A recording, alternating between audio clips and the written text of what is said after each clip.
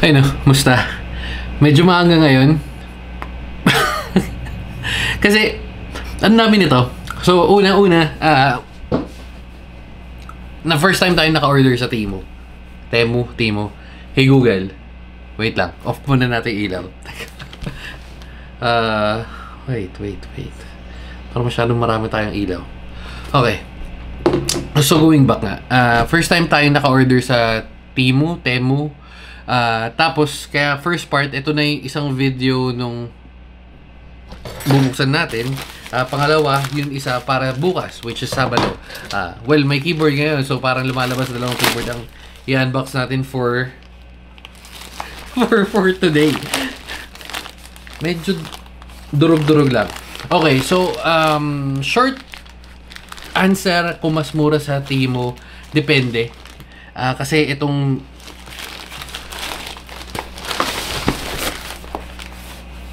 wait lang. Ano ba to? AK992. Feeling ko ito yung para bukas. So, tatabi na natin to. So, isa yan. Tapos, ito yung libre. Libre daw. Pero, syempre, may bayad. Ano pa bibili natin? Okay. So, ito nga yung parang tatlo. Tatlong kasama. So, ito na muna yung unbox natin tatlo. And then, bukas na tong isa.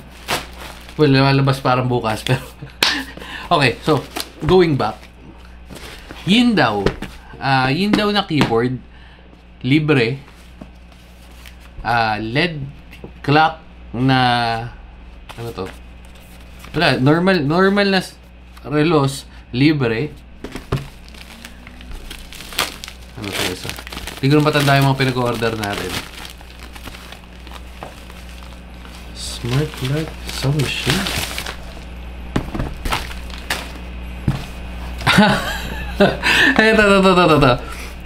Ito muna buksan natin. So, ang total nito, itong tatlo na to, sabi nga libre, pero originally kasi talaga, in a way libre siya, pero kasi may presyo siya pag bibilin mo. Pero kasi yung unbox natin para bukas sa video, which is yung Ajas, parang naglalaro siya ng 3,000 sa ibang platform, and then sa Temu nakuha natin siya ng 2,600 something or 2,700. Wait. Medyo, ito, ang dami nilang ganito, to. Yan, ang dami nilang ganyan, pag click mo, nag-spin ka, ayan. Free na ano. Medyo flashy yung app nila. Yung site hindi ko sure kasi hindi pa ako nag-check nung sa site nila. Sa app lang ako nag-order. Ayan, ewan ko nakita nyo. may lumalabas na ganyan. Ayan o. Yung free, pero syempre, para makuha mo yan, kailangan mo rin mag-order. Pero anyway, pupunta tayo sa kung magkano ko nabili. Wait lang. Hindi ako masyado pa familiar, pero orders. Ayan, to. So, na-order na. Ayan, 2673. Ayan, yung kasama. Anyway, so 2673, pero kasi tulad nga sabi ko, naglalaro ng 2,900 to 3,000 yung original na price pag do sa ibang platform. Pero anyway, so worth it ba? Unang-una, yes. Siguro ang magiging issue natin dito na natin i-discuss yung sa pag-order sa Temu, kasi yung isa para bukas na lang. Siguro ang nakikita ko lang magiging issue is yung what if may defective yung product. Kasi una, medyo bago, pero medyo patok talaga. So kung wala ka pang app, hindi pa ako affiliate doon, pero lalagay hindi pa ako affiliate doon, pero lalagay kong link is yun sa Shopee. Pero kung okay lang naman, order ka nila.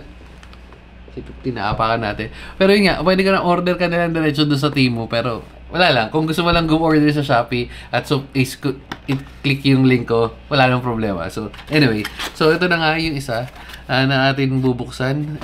Smart light sound machine. Hindi ko sure kung para to bakit ko siya binili, pero kasi libre yung ano eh, libre lumalabas, pero parang charging shit siya eh. Ayaw na bubuksan. Ayaw lang magpahilang eh. Teka lang. Ayun, to. Ayan. Okay.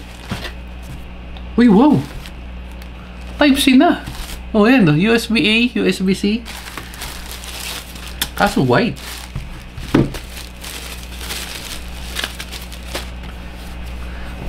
Type-C? Magkano ba to? Medyo, ano to? Ganito ba talaga to? Hindi eh, parang daw dikit to.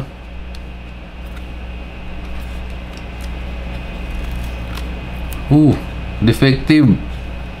Hindi siya defective. May flaw yung ano niya, yung product niya, pero we'll take it. Para saan to may patunog? Ah, okay. So, pwede siyang speaker. DC in. Try na. Nagcha-charge ba?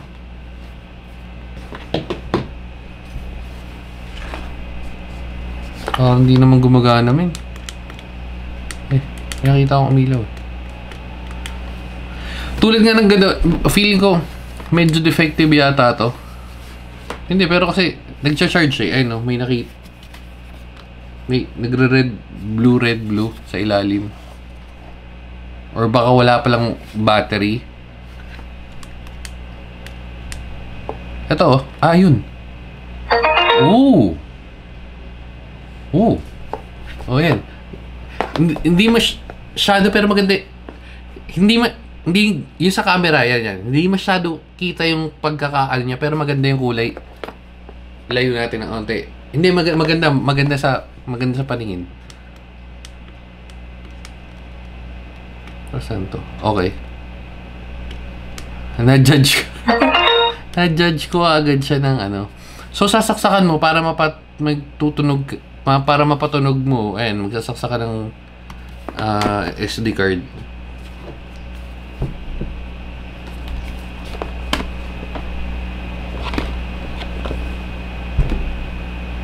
At syempre, hindi gagana. Wala, hindi nagana, men. Wala, hindi nagana. Okay lang. Hindi nagana. Pwede siyang display. Hindi ko alam kung saan gagamitin to, pero okay. Pero hindi, speaker. Pwede siya speaker. Yan. Actually, pwede nga siyang background. Kaso hindi, kasi may ilaw. Ibang ilaw ba to? Oh, ayan. Ay, ito, maganda to. Green. Running blue-white. Red. Oh, okay. Pwede.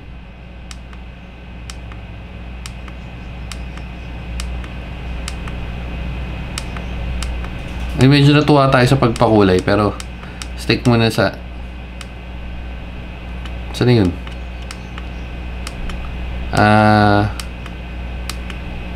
Diyan na lang muna. Medyo maganda yung pagkakaano niya.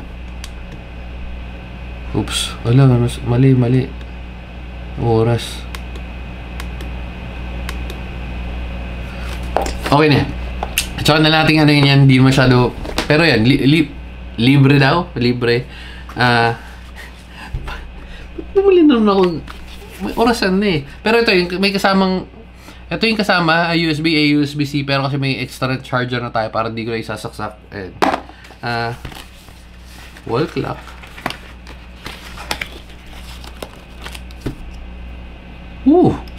USB-C rin. Okay, so may kable. Hindi ko alam kung saan gagamitin na, pero fairness yung mga ganito sa ano, sa mga alam mo yung sa mga stall, parang pumapatak din to ng ano, mga nasa 150 to 200. Up. Open. Anong meron?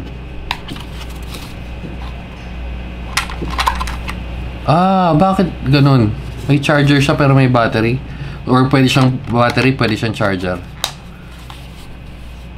So, switch natin para malaman natin. Oops. Pero muna.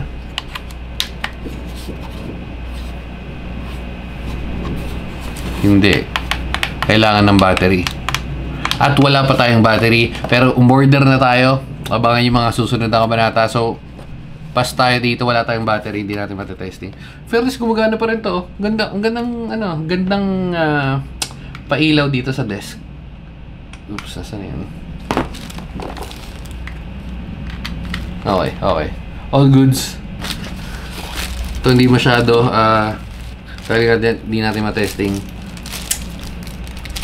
Gagawin natin sa mga ganito. Tambak na naman ang back natin. So, for today's video, ito na yung main event na Yindaw na keyboard. Oops. Yindaw. Tapos yung sa ano pala sa Timo, nag-check ako ng mga keyboard sila, parang halos same selection. Merong medyo iba pero halos same. Una-una pansinin natin pansinin natin yung box. Medyo durog. Hindi ko alam kung saan yung warehouse or kung saan nanggagaling yung mga items nila, pero grabe yung pagkakadurog nitong box na to. Parang ayun, parang grabe yung pinagdaanan niya. Pero anyway, so buksan na natin. Ano to? Yindaw K500. Malamang wired to. Ayun, wired nga. Hindi na natin masyado papahabain tong video na to kasi yan. Actually, decent naman siya. Decent keyboard naman siya. Hindi ko sure kung magkano yung presyo nito, pero if bibili nyo ganyan yung itsura ng box niya. Ayan. Pero again, feeling ko makukuha nyo to pagka, lalo na first time order sa Temu. Yan. Pwede na. Ano to? Extra pang ganito. Pwede na to. Ito yung mga pwede mong pangregalo sa mga pamangkin mo na na meron silang nabigyan sila ng laptop na galing sa trabaho ng nanay at tatay nila na mga mga i3 na second gen.